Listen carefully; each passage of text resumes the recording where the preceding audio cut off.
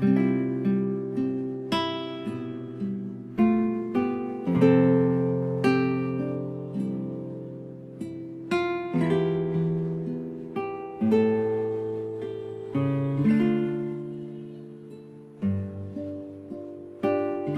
mabuting balita ng Panginoon ayon kay San Juan 6 verse 44.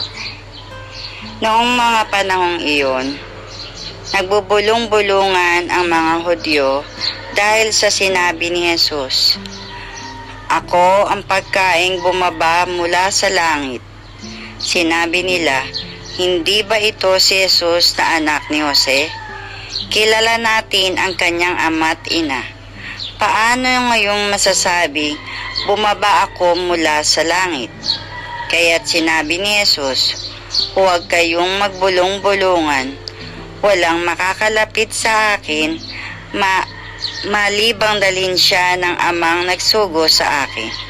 At ang lalapit sa akin ay muli kong bubuhayin sa huling araw."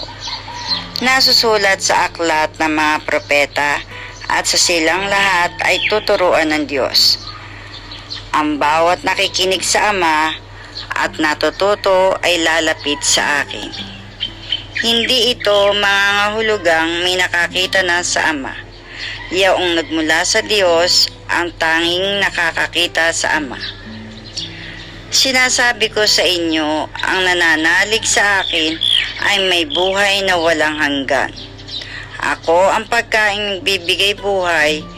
Kumain ng mana ang inyong mga ninuno. Nang sila'y nasa ilang, gayon may namatay sila. Ngunit ang sino mang kumain ng pagkaing bumaba mula sa langit ay hindi mamamatay. Ako ang pagkaing magbibigay buhay na bumaba mula sa langit. Mabubuhay magpakailanman ang sino mang kumain nito. At ang pagkaing bibigay ko sa ikabubuhay ng sanlibutan ay ang aking laman. Ang mabuting balita ng Panginoon.